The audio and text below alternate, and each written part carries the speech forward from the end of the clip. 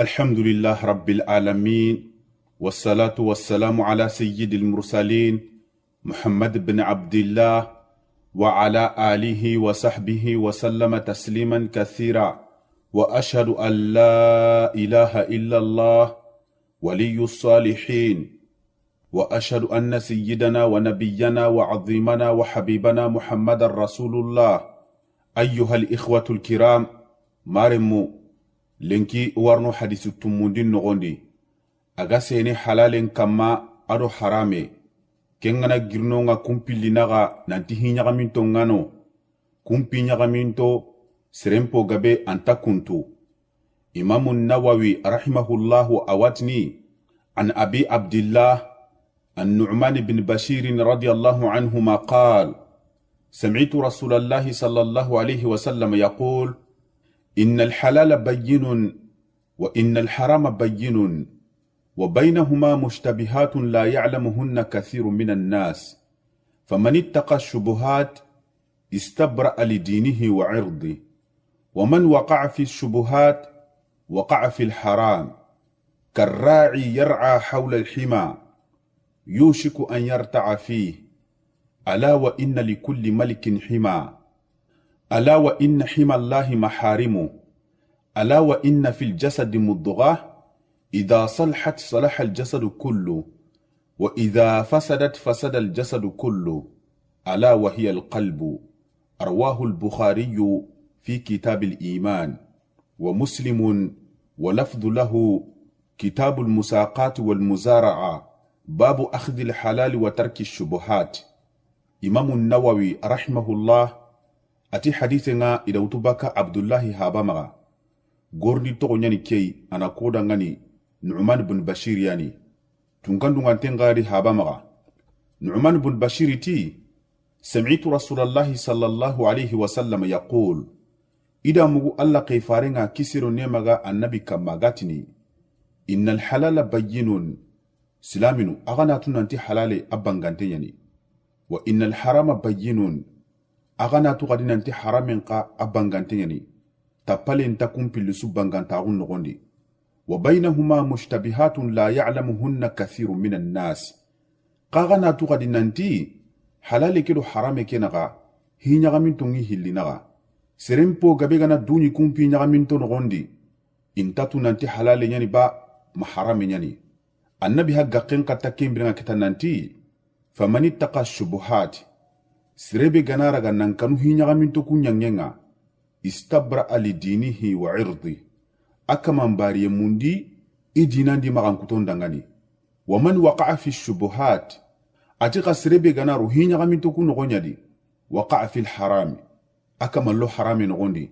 karra'i yar'a hawla alhima atikenta gumanchenga go nagananya agana ganini tangadon karanga yushiku an yarta'a fihi anjo adi nagan honu ku garono tangado ke men gondi, ala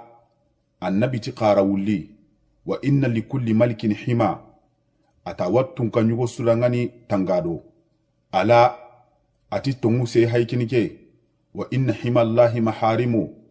ati alla tangado ngani kebe ahraminta hinu kwani, ala ati gaterinke wa inna fil jasadi mudgha annabi ti tinkuntra wa faten nogondi إذا صلحت صلح الجسد كله كنتين كنترو غنا سيرو هتندا مانچو سيرو، وإذا فسدت فسد الجسد كله كنتين كنترو غا بنوتا هتندا مانچو بنو، ألا وهي القلب. ياتي كيغاني كيبي كني سندو ميكياي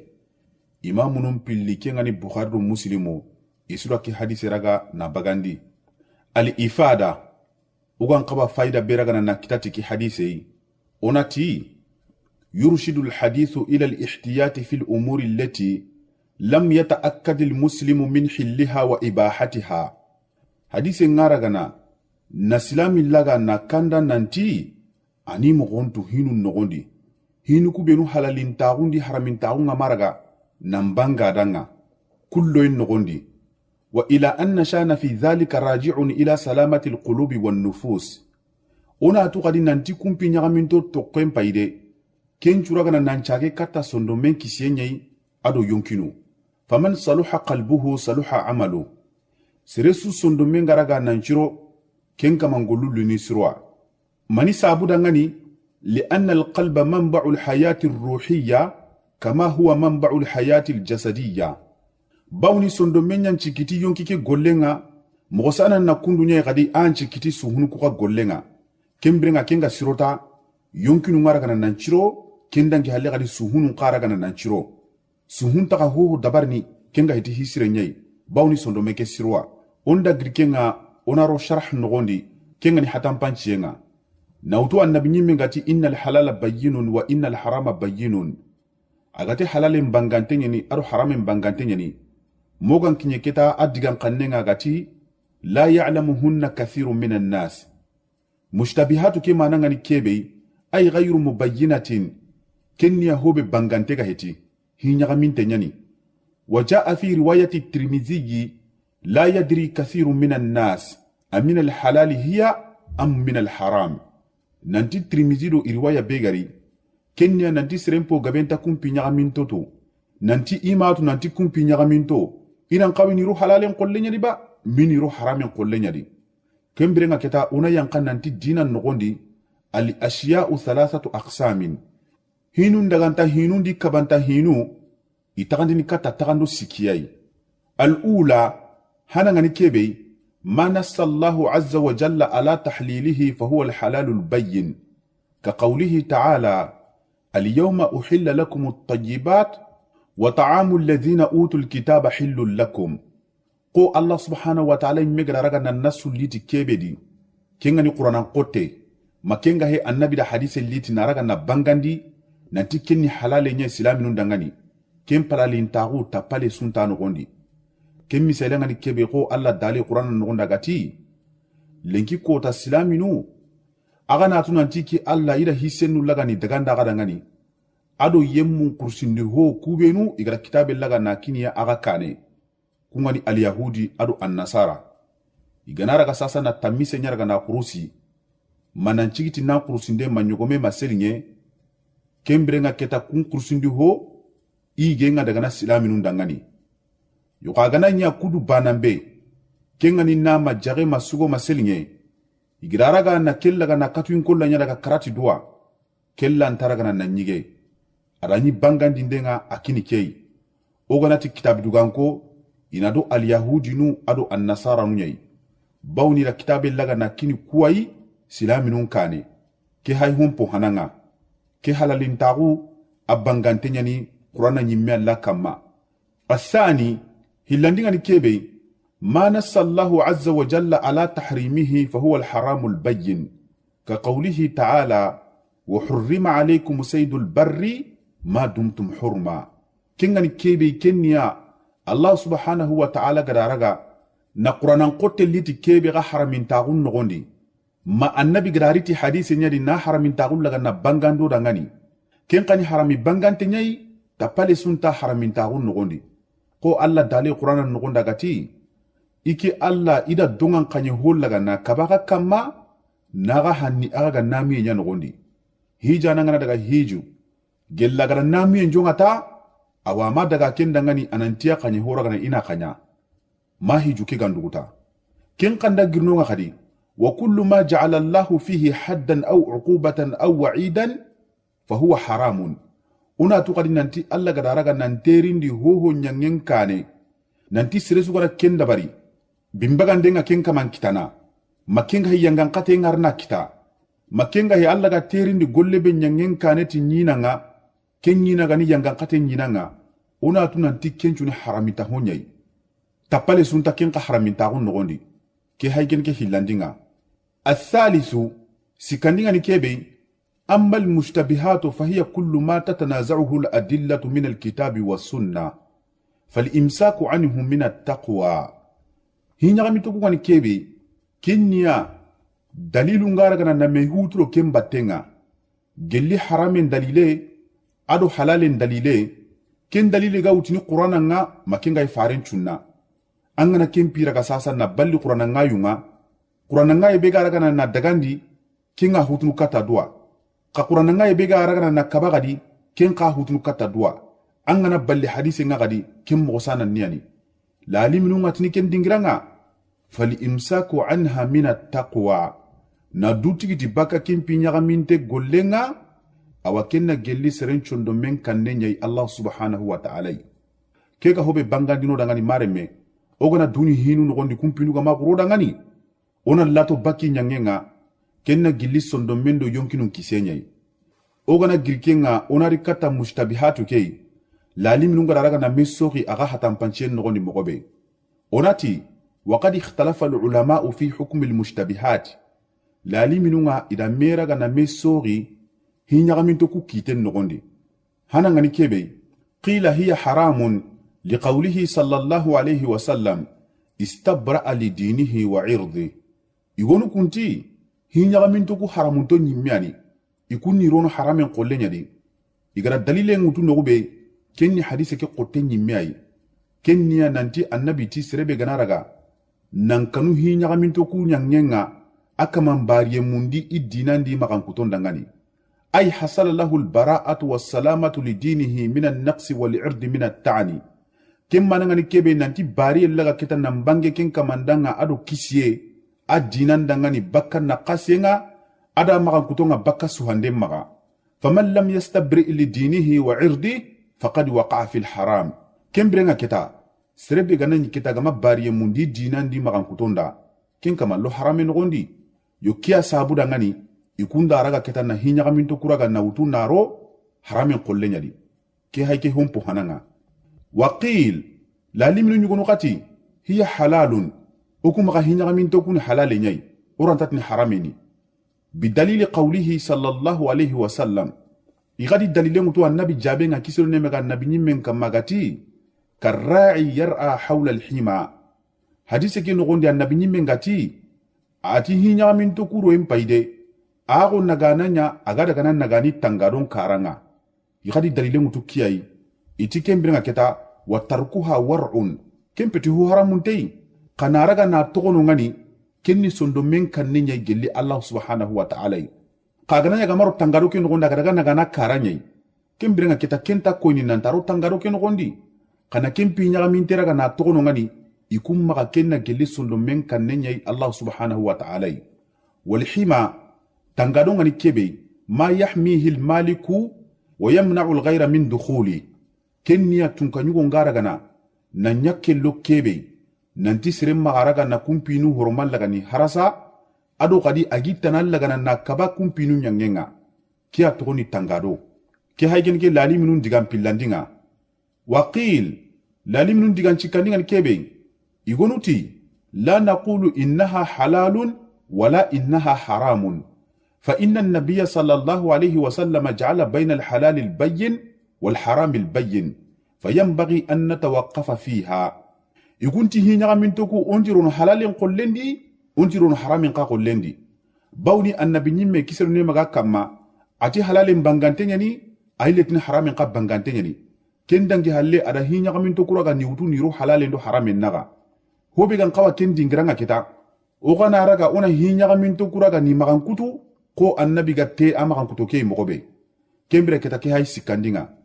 na digamu ku sikiraga ni kawma mei hompo hananga ni kebe igonu ti kum maga harame nyani bawni annabi di serebe gana togononga akama mbariye mundi idina ndi maga kutondangani yo kembre keta ikunti serebe gamara gana mbariye mundi dina ndi maga kutondangani kenkama aro harame no gondi ikunda lilen nike lalimi hillandi nun qati ikum maga halale nyani bawni annabi da misalalla gana katuko nagananga naganini tangadon karanga ahay tangaro ke karanya kamara no gondi yo kembrenga keta ikum maga serebe nda hinya mi tekira kana to kono ngani kenna gelli allan kan ne nyai qayiti nanti serebe ndaro hinya mi to kuno gondi ken kamanda harami dabari keni digam pillandi sikandinga ni kebe ikunti okuna hinya mi tekira kana na maga kutu ko annabi gara maga kutu mogobe on tarno halalen qollendi on tarno haramin qa qollendi annabi daraga na hinya mi to kuraga ninya halalen do harami nyanaga كيا سابودا غني يهارغنا نلتي دليل تنانو غادي ننتي وفي حديث عدي بن حاتم رضي الله عنه أنه سأل النبي صلى الله عليه وسلم عن كلب الصيد وقد أرسله وسم عليه لكنه يجد معه كلبا آخر ولا يدري أيهما أخذ الصيد فقال رسول الله صلى الله عليه وسلم لا تأكل فإنما سميت على كلبك ولم تسمي على غيره. رواه الجماعة. ففيه دلالة على الاحتياط في الحوادث المحتملة للتحليل والتحريم. كم برنا كده ننتي أري عدي بن حاتم حديثين نغندي. عدي بن حاتم تنكن وانتنغا مغا النبي نيمن ترني كيسر نمغا النبي كما بكا يولي قنياندانا مغا ننتي يولي كي مغا إذا تنغو قنيه ني إذا كن يولي دغا واللنغا إذا غي كتا تنبجال لغاندنغا قيغا غيني إذا بسم الله نكو يولي كي كما قا إذا غا كتا إيغارني دي يولي كي تنبجا كي مندي قا إذا يولي تنواكا هناي إنتا غتو كتا يولي كي هلان درغا با maulibane ki andaraga yo kembirenga keta annabi gara hobe kada ngani kenno kwa ati kenga limpo haide ana magaiga bawni agi ulle kira kana na qida kana kanyandenga ada bismillah ko i ulle kiyai qawlibane kebe ga in kollandi ama bismillah ko kenga yo kembirenga keta madama agantat nanti ulle ki andaraga maulibane ki andaraga annabi ti ana maga ken kanyi hoigata jama gabi ado ki hadise li yo ke hadise koni mananga ni kebe kinniya nanti dalile ngano gondi nanti haramare minni mo gontu hinu ku benu garini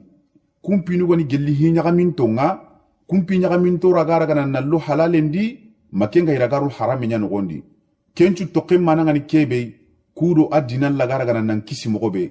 ada imme magan kuto ken kanda girno kadona ti wa fi dhalika ahadithu kathiratun ona to gadi nanti islamin naraga ni mo gontu hinya gamin to kunyangenga hadise gabe nya liken no gondi منها ما أخرج الشيخان في التمرة التي وجدها النبي صلى الله عليه وسلم على فراشي فقال لولا أن تكون صدقة لأكلتها أي لولا أخشى أوجه لي دليل نغدي ننتي سرنا رغاني مغنتو هينيغا من تكون ينغنغا حديث ببخاري ومسلم داغاري ننتي النبي نيمغا كيسول نيمغا كما كوتا يغوري أغادغي نقونغا أغوسان تتامريني بويادون كما annabi nyimmen tiganta kanna ke tamarinya jakka nyai gempinga inya igana wataraka aklaha min al-ihtiyat wal-wara'i idh al-aslu anna kull shay'in fi bayt al-insan ala al-ibahati hatta yaquma dalilun ala at-tahrim wa fihi hurmatu az-zakati ala an-nabiy sallallahu alayhi wa sallam kembrenga kata annabi nyimme ke imme aha raga na ke tamari gelaga na tokono ngani sondon kannei allah subhanahu wa ta'ala kemballe kenga he ladagan kagun nugondi huhu ga haramarin min nukunyai kenna konya nanta imme khalleni awada gana dangani madalile gal libran bin nanta khalleheti atananya honi kendange halle gadi ki hadise kundune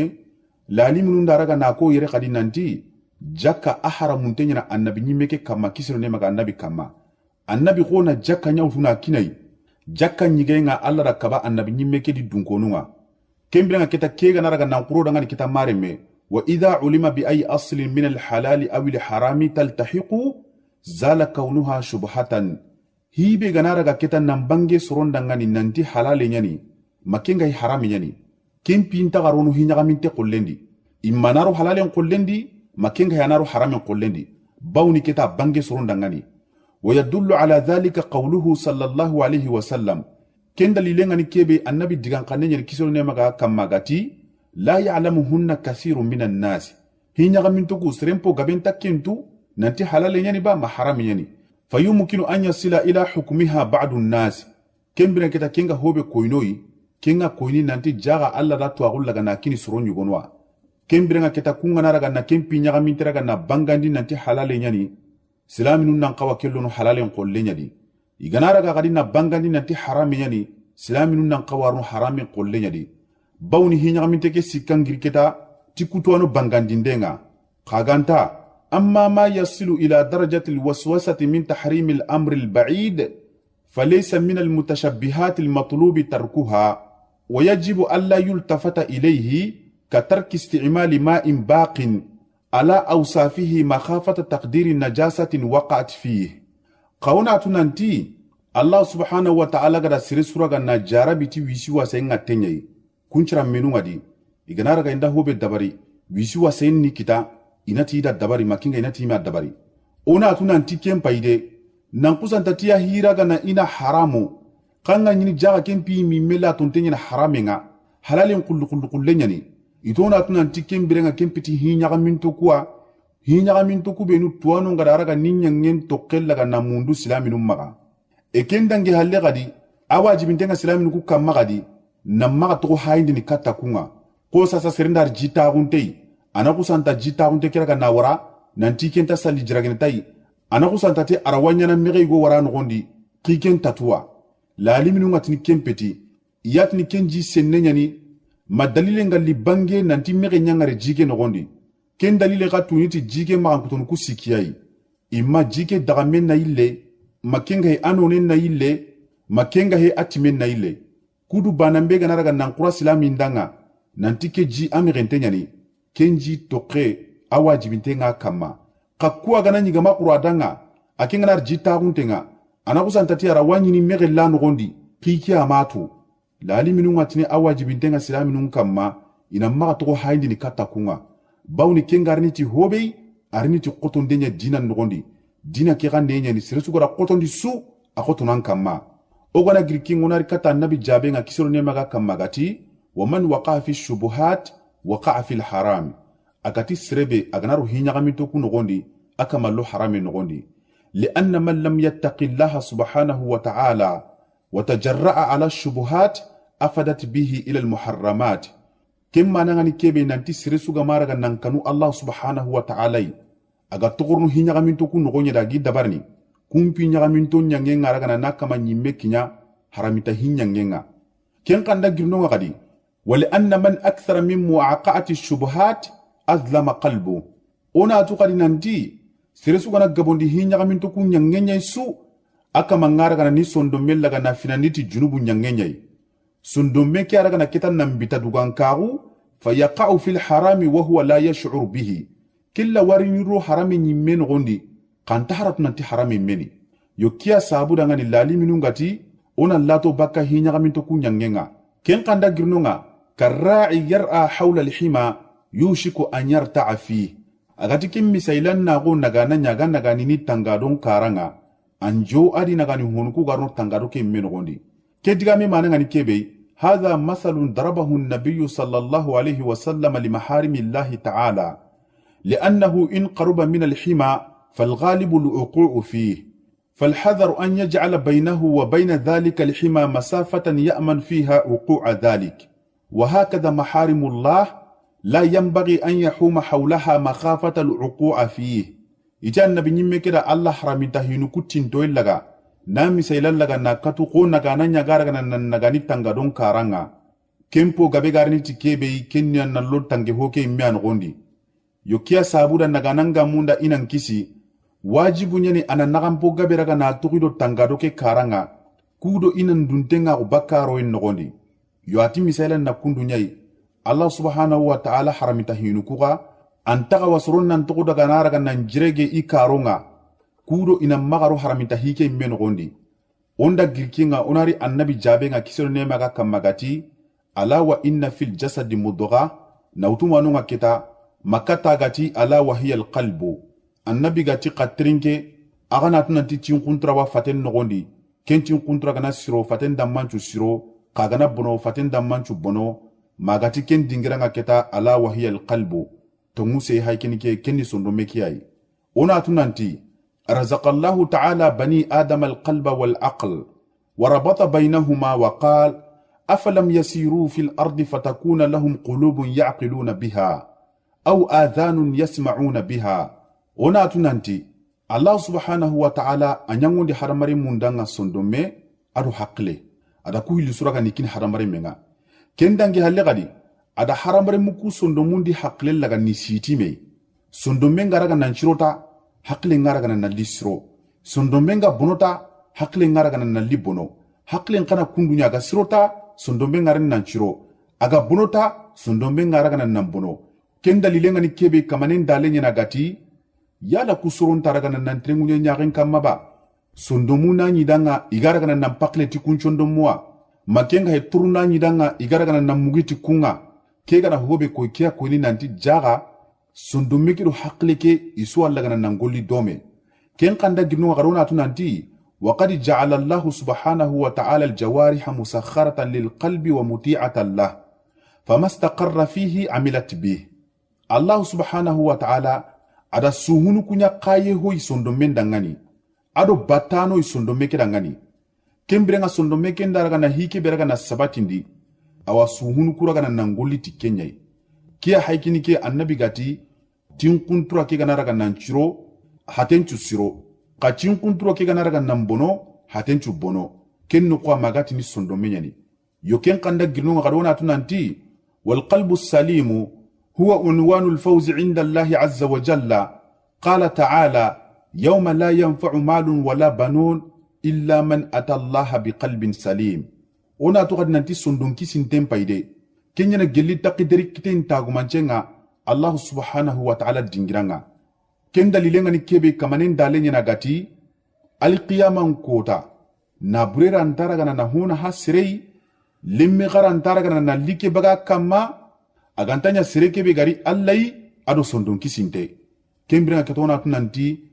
jaga haramare men chondo mengara nan kisita awaka man dinan kisi duna ke no gondi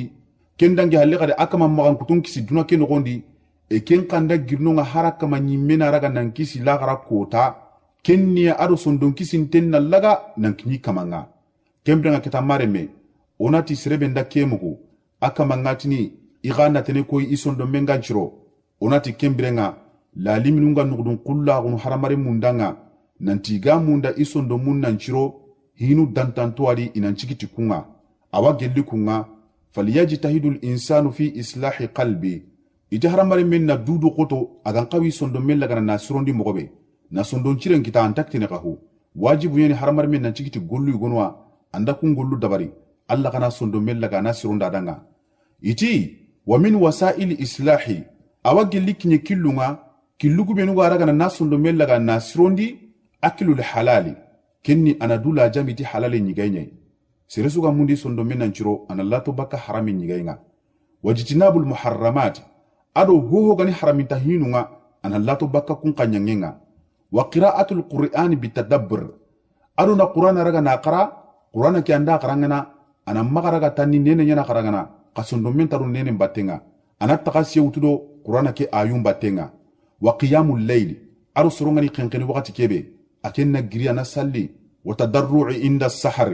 ada galagadu qasana kata Allah wa mujalasatu salihin aro sorosirun taqallemago ana dula jami kenye seresu bonontengani agara sorosirun nyanya kapallemai al ghalibu kengarni suro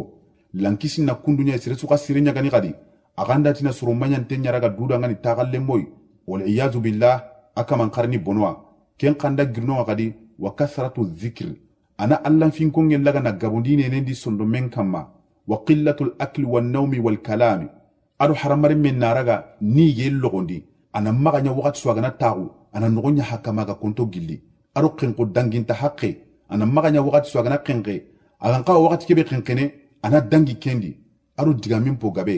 digami sunna hagan tadi haramare men na magaraga ni ne ndu kundigamu kongul laga ni gabondi kenna sondo ngatenya knyana haramare menga ken kanda girnonga wasiyamul mutatawwi ado brajimulin chumo anadula jamiti ken kanyangenga siresu gara dula jamido kwa ken ngani na halale nyiga na lato baka haramenga na qur'ana qarati tagasenga ado urdun chike do kitra koyenga kata Allah uron nogondi ado sorosirun tagalle mago ado Allah fin kongen na gabondi nene do sondo menkama doni gendi qenkondi digamel logondi ado brajimulin chumo al ghalibu kinka man chundo mella gana na lisiro wa Allah subhanahu wa ta'ala nya gano da gadangani sondon chiru wa Allah subhanahu wa ta'ala nya gano da gadangani halalenga wa Allah subhanahu wa ta'ala nya gano da gadangani haramen tokenga wa sallallahu ala sayyidina Muhammadin wa ala alihi wa sahbihi wa sallama tasliman kathira wassalamu alaikum wa rahmatullah wa barakatuh.